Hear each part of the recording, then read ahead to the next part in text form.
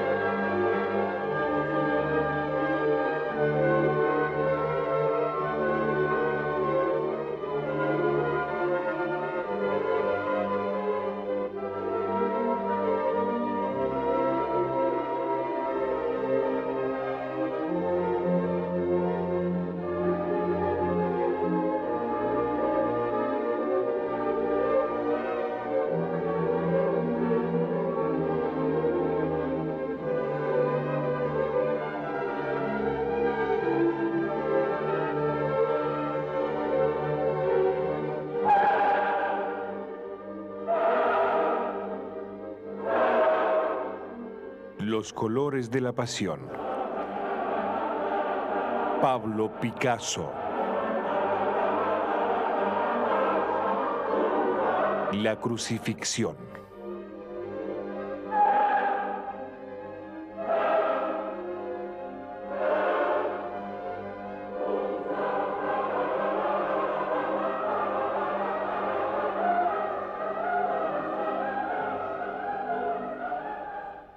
La crucifixión, pintado en París y fechado al dorso, 7 de febrero de 1930, no fue expuesto más de 2 veces durante la vida de Picasso.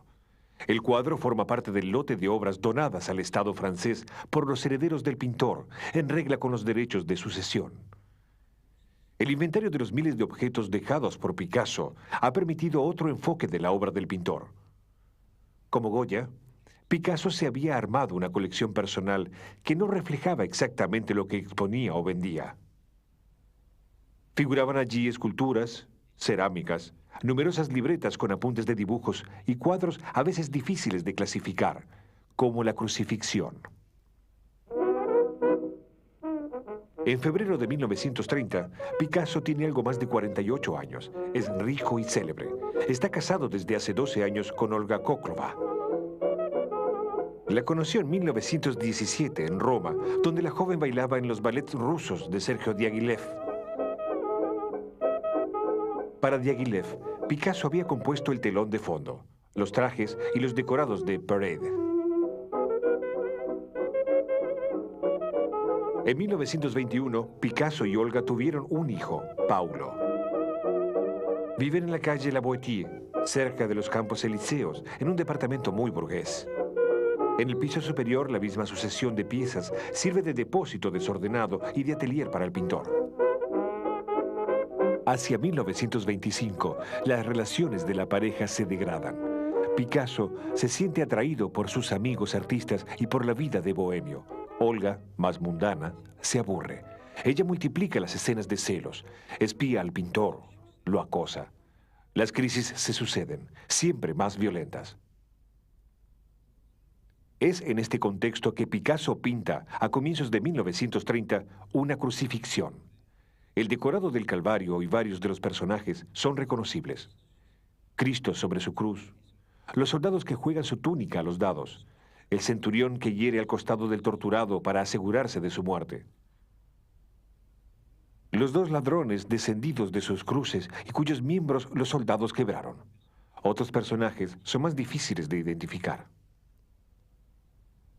El tema puede sorprender en un pintor conocido por su ateísmo y su indiferencia a los temas religiosos. Sin embargo, el análisis de sus libretas de dibujos y de los archivos ha mostrado que la pasión de Cristo había sido abordada varias veces por Picasso y que tal vez la crucifixión de 1930 tenía muchas otras implicancias subterráneas.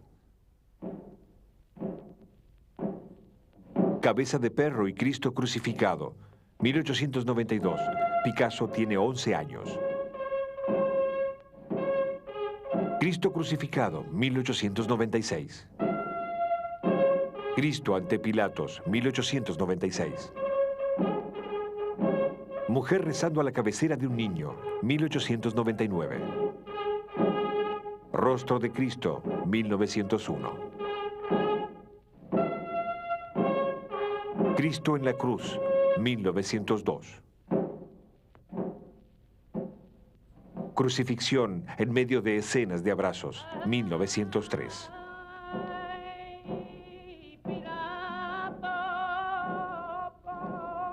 Picasso vuelve a la crucifixión hacia 1915-1918 con un dibujo a la mina de plomo.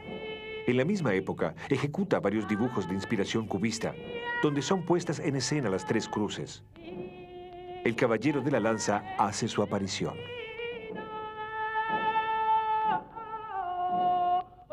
Nuevo retorno a la crucifixión en 1926, con un dibujo a la pluma. Un Cristo con brazos ampliamente separados.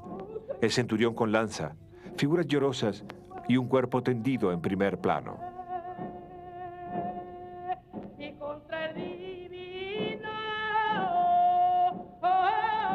En mayo y junio de 1929, nueva serie de dibujos. 25 y 26 de mayo, una mujer desnuda está de rodillas, los brazos levantados, descompuesta hasta tal punto que su rostro es visto al revés y su nariz, como un órgano fálico, apunta hacia su ano y su sexo. Para Picasso es María Magdalena, ya que él la reubica en un dibujo del 10 de junio.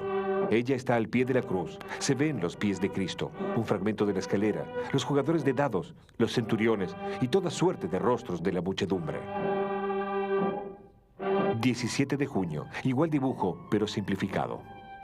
18 de junio, las formas del dibujo del 10 de junio son retomadas con juegos de sombreados.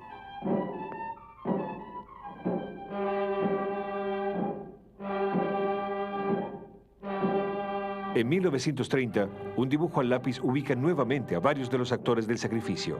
La luna está presente a la izquierda, el sol a la derecha. Siempre en 1930, algunos días antes de pintar la crucifixión, Picasso dibuja en una de sus libretas la cabeza gesticulante que figurará del lado izquierdo y la cabeza de manta religiosa a la derecha. Él agrega indicaciones de colores.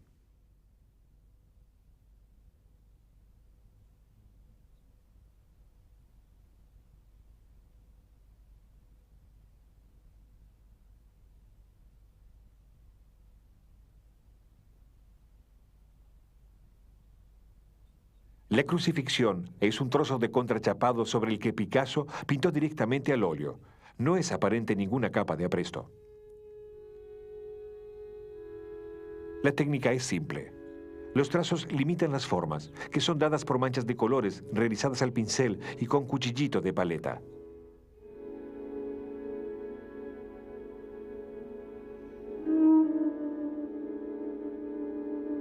El tinte de los trazos del dibujo varía según los colores. El Cristo en la cruz y el personaje dentado han sido pintados sobre un fondo negro. Los toques de blanco están dispuestos de manera de dejar en reserva los trazos negros del dibujo. Un solo objeto está tratado en relieve, la forma maciza verde arriba a la izquierda. Un sombreado de pinceladas rojas y azules abraza el volumen.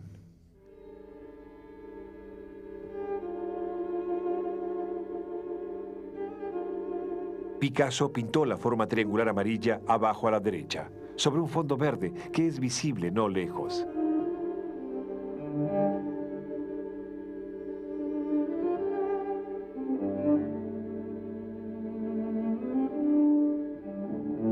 Igual la superficie azul, al extremo izquierdo, fue pintada sobre un fondo verde esmeralda del que no resta más que un elemento a la izquierda de la figura gesticulante.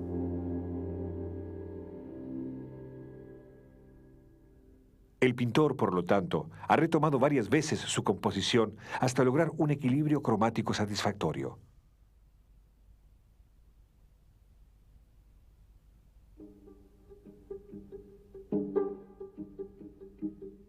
Además del negro y el blanco, la paleta muestra una decena de tintes: amarillo, ocre, verde claro, verde oscuro, azul de ultramar, más o menos claro o puro, por lo tanto más oscuro para ciertos trazos, además púrpura, bermellón, anaranjado.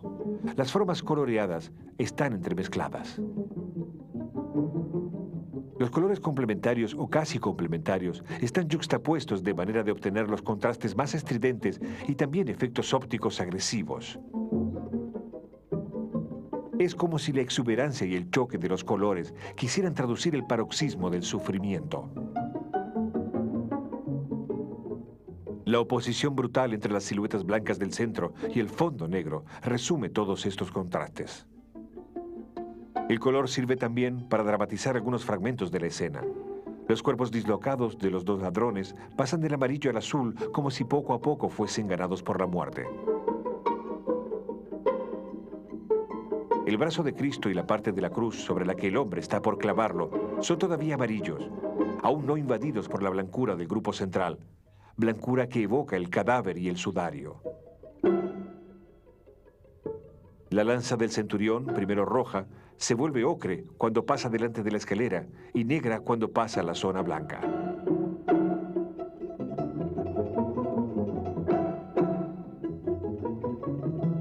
Esta gama de colores sin duda fue inspirada por Picasso por la iluminación del Apocalipsis de San Severo, un manuscrito medieval al cual su amigo Georges Bataillé consagra un artículo en la revista Documentos en 1929. Esta revista, que mezclaba etnografía y arte en un espíritu cercano a los surrealistas, hizo muy a menudo referencia a las obras de Picasso. Las iluminaciones del Apocalipsis de San Severo están basadas en la oposición de los colores. Así, en Satán y las langostas se enfrentan dos pares de colores, rojo, anaranjado y verde, marrón, violeta y amarillo. Estos colores no son complementarios, pero producen un efecto irritante, reforzado por el azul oscuro de los personajes y de las langostas. En el centro, Satán está pintado en blanco y negro. Los personajes de la crucifixión son chatos, sin sombreado, como en las pinturas ingenuas, el afiche popular o el dibujo animado. Ellos son vistos de frente o de perfil, como en la pintura egipcia.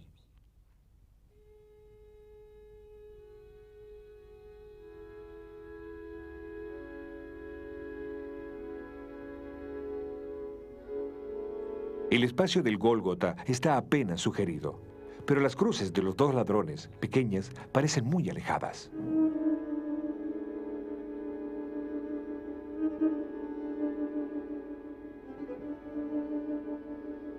Del mismo modo, el centurión con lanzas que debería encontrarse cerca de la cruz y delante de la escalera es tan pequeño que parece estar a decenas de metros detrás, sobre la cima de otra colina.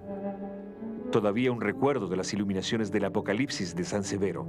En el diluvio, los personajes desproporcionados flotan en un espacio sin límite y sin perspectiva.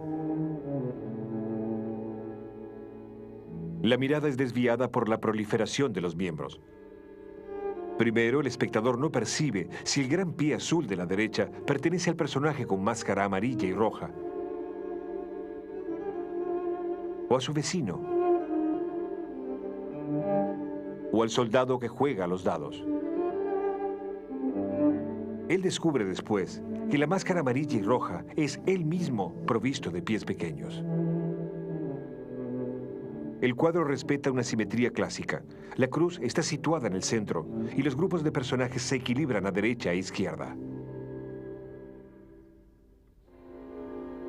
Los montantes y las barras de la escalera cortan espacios geométricos y rítmicos.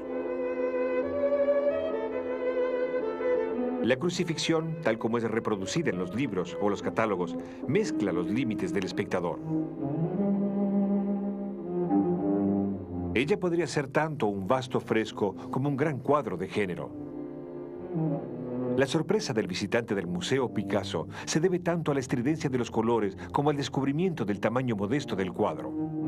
51,5 centímetros por 66,5. En la puesta en escena del Calvario, los pintores clásicos subrayaban a veces el suplicio excepcional de Cristo, aludiendo a los dos ladrones de las cruces en T, sobre las cuales estos estaban atados y no clavados. Es la forma que eligió Picasso. Los ladrones yacen en tierra después que se los ha bajado de sus cruces y se les han quebrado los miembros. El pintor retoma siluetas desarticuladas que él ya ha pintado los años precedentes. Acróbatas,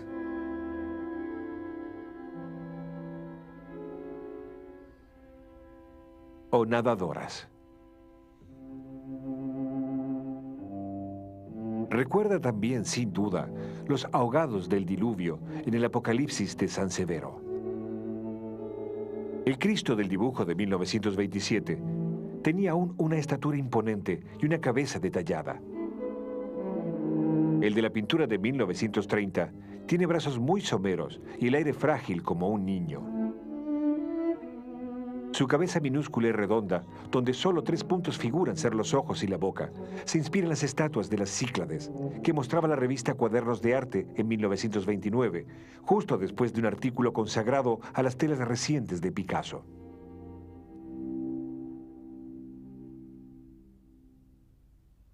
Esas telas recientes, las bañistas, fueron pintadas en Dinard en verano de 1928.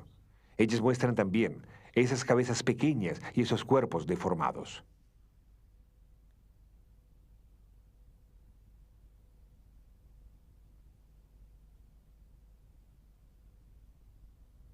El Cristo, tratado en blanco, está ubicado sobre un fondo negro. Según el Evangelio, en el momento de la agonía se hacen las tinieblas. No es la primera vez que Picasso pinta un personaje con los trazos en cruz. Así, en abril de 1925, después de una visita al ballet ruso en Montecarlo, el pintor ejecuta un gran cuadro, La Danza, que modifica al enterarse de la muerte de su amigo de juventud, Ramón Pichot. Picasso, en una declaración, reconoció que la sombra de la derecha era la de Pichot. La figura de furia desencadenada a la izquierda podría ser la mujer de Pichot, Germaine. En 1901, en Barcelona, uno de los amigos de Picasso, Carlos Casagemas, se había suicidado por amor a ella. Él sería el personaje central de La Danza, mitad hombre, mitad mujer, con los brazos en cruz. Al pintar a Casagemas en su lecho de muerte, Picasso había utilizado ya contrastes violentos. Esta paleta corresponde, sin duda para él, a la emoción más grande. Él la reencuentra 30 años más tarde en la crucifixión. La danza, que parece oponer los dos hombres a la mujer desencadenada, puede ser leída también como una alusión a la vida personal de Picasso. Germaine, responsable de la muerte de Casagemas y mucho más tarde de la desdicha de Pichot, es otra figura de Olga, hecha responsable de la asfixia progresiva del pintor. La figura blanca y bestial pegada contra el Cristo es probablemente su madre, la Virgen María. Tiene 2 ojos pequeños juntos, como un pez chato. La boca abierta muestra algunos dientes. Ella tiene el rostro de las mujeres pintadas el año precedente en El beso o El gran desnudo en un diván rojo.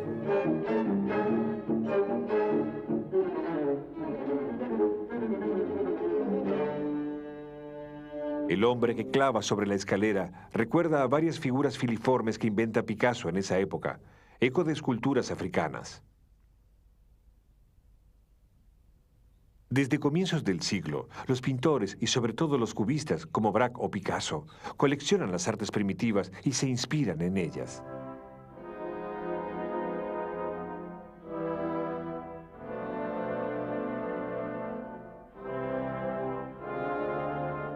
La escalera oblicua estaba ya presente en el proyecto y después en la versión definitiva del telón de fondo para el Ballet Parade en 1917.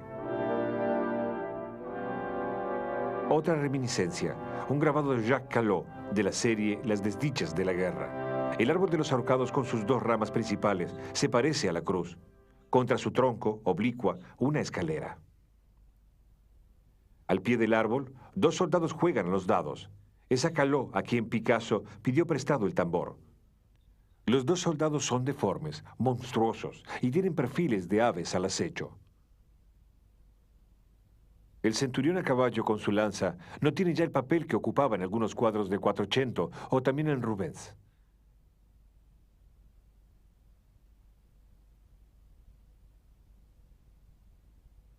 Tampoco tiene ya la importancia que le acordaba a Picasso en sus dibujos. Esta vez es minúsculo y se parece a un picador. uno de los personajes clave de la corrida. Muchos años más tarde, Picasso volverá a este acercamiento entre la crucifixión y las corridas de toros. En una serie de dibujos de marzo de 1959, Toros y Toreros, el torero es asimilado a un Cristo crucificado.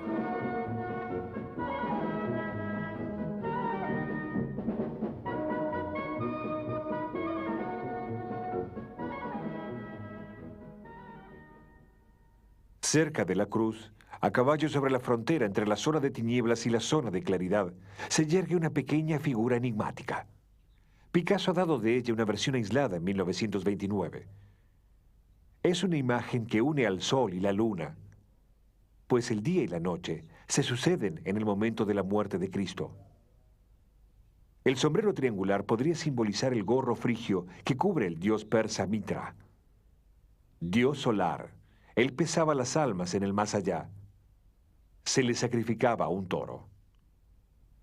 Picasso pudo haber sido seducido por la aproximación entre el cristianismo y esta religión sacrificadora primitiva, de la cual la corrida sería una lejana supervivencia.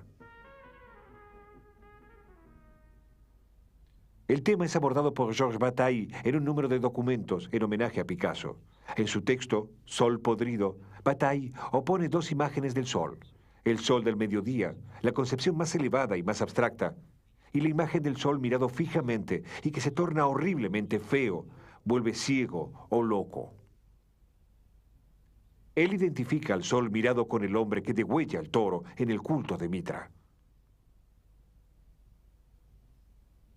Así, la figura situada a la derecha tiene el lugar que tenía el sol en el dibujo preparatorio de 1930.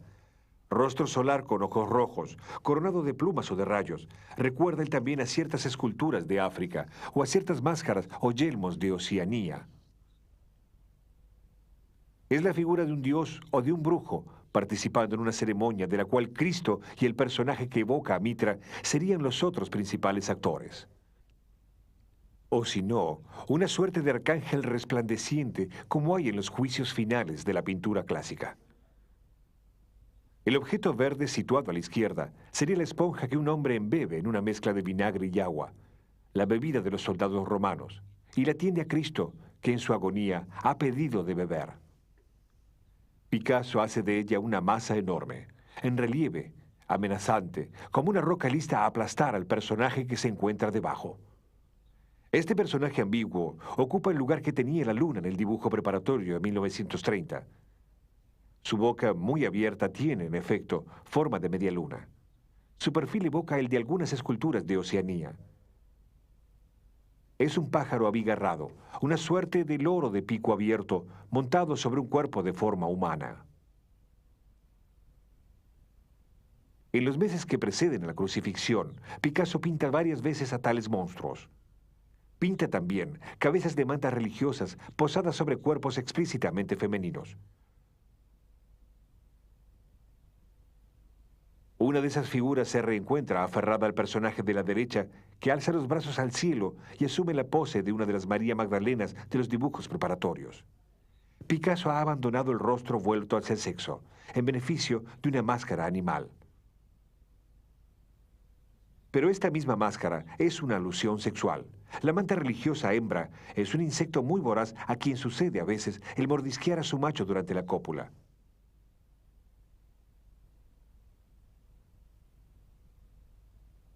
Loa, brazos alzados y las manos con dedos cruzados están inspirados en los de María Magdalena de Matthias Grünewald. Es en efecto a partir del retablo de Hitzenheim que el año siguiente Picasso, en su nueva casa de Bois-Guillaume, emprende toda una serie de dibujos en tinta china.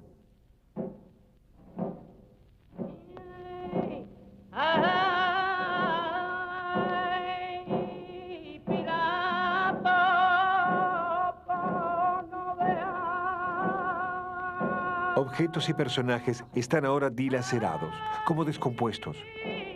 O bien las formas se alargan, se encajan, se articulan, y todo el calvario se vuelve una arquitectura de osamentas.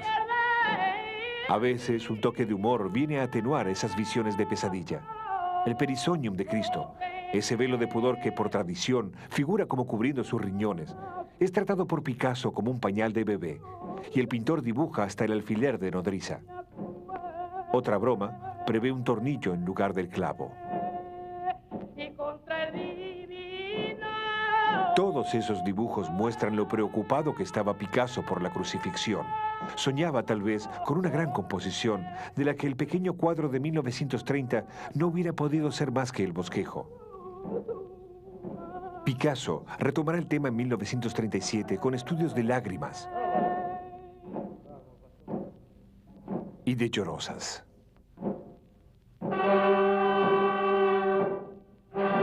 O en agosto de 1938, con un dibujo donde se reencuentra al caballero de la lanza. Esta vez, el pintor muestra una tela manchada de sangre, velo de Verónica o muleta. El Cristo aúlla. Una mujer le arranca las vísceras y las devora. Una Magdalena descompuesta y orinante está aferrada al sexo de Cristo. El dibujo tiene, ciertamente, un carácter sexual blasfemo. Pero Picasso no hace más que traducir allí, de modo abierto, las innumerables alusiones de la pintura clásica a la virilidad de Cristo. Este dibujo explica también el personaje de blanco de la pintura de 1930. Esta silueta de boca muy abierta, que podría ser la Virgen María lamentándose, está lista, de hecho, a devorar a Cristo. La crucifixión pertenece entonces a una serie de obras secretas donde Picasso expone sus relaciones problemáticas con las mujeres. Compuesto el mismo año que La danza, El beso mostraba ya un abrazo amoroso, donde el choque de las formas y de los colores encerraba a la pareja en una suerte de siniestra guerra sexual. El encuentro en 1927 con Marie-Thérèse Walter, entonces de 17 años de edad, no transformará enseguida el universo de Picasso. Si en el curso de los años siguientes él pinta a menudo con felicidad a su muy joven amante, permanece obsesionado por una imaginería brutal. La bañista al borde del mar mostraba a una mujer desnuda con cabeza de manta religiosa. La mujer del sofá rojo o el gran desnudo del sofá rojo expresaban la misma violencia que continuará nuevamente después de la crucifixión con la mujer del estilete o el asesinato.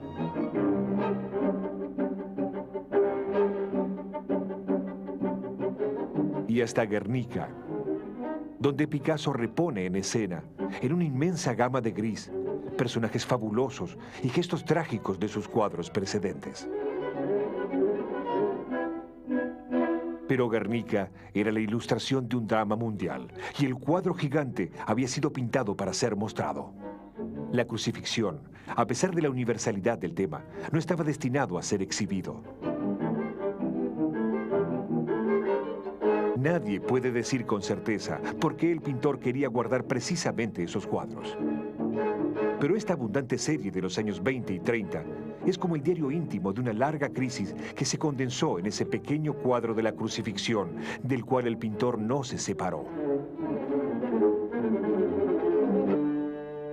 Para contar esta crisis, la crucifixión utiliza un modo de narración particular. Episodios sucesivos de la pasión son mostrados al mismo tiempo. Cristo es clavado en la cruz y recibe el golpe de lanza. Los soldados se reparten sus vestiduras y los ladrones fueron ya descendidos a tierra. La luz vecina las tinieblas, las imprecaciones con las lamentaciones. Esta forma de exposición simultánea, que recuerda a la de la pintura religiosa de la Edad Media, es también la de los relatos místicos o los sueños. Del mito o del sueño, la crucifixión posee una dimensión metafórica. La escalera está allí para recordar primero que hay allí un problema de escala, después que es con esta escalera de pared que la aventura con Olga comenzó. La abundancia y el tamaño de los pies sirve para ilustrar que estamos al pie de la cruz. Los soldados con cabezas de pájaros, la María Magdalena con cabeza de manta religiosa o la Virgen caníbal sugieren un mundo de animales humanos de pesadilla. Como el mito o el sueño, el cuadro concentra, pues, toda suerte de imágenes. Imágenes de la historia religiosa. Imágenes de la historia de la pintura. Imágenes de las artes primitivas. Imágenes de las búsquedas sucesivas del pintor, imágenes de su vida personal. Es como si Picasso se llevase a sí mismo a escena como crucificado, rodeado por la zarabanda de las figuras del mal y en un ritual que toma de otras prácticas primitivas o esotéricas. Por su composición, el ritual pintado se vuelve él mismo una suerte de conjuro del dolor y del espanto. La estridencia de los colores es también una forma de resistencia a la muerte blanca y negra. Esta imagen del pintor mutilado y devorado por las mujeres pertenece a la historia secreta de Picasso. Ella no cesará de acosarlo a través de las figuras del Cristo torero o del Minotauro. Y hasta este último autorretrato, donde el pintor, por fin solo, se mira en el espejo como al extremo de su camino de la cruz.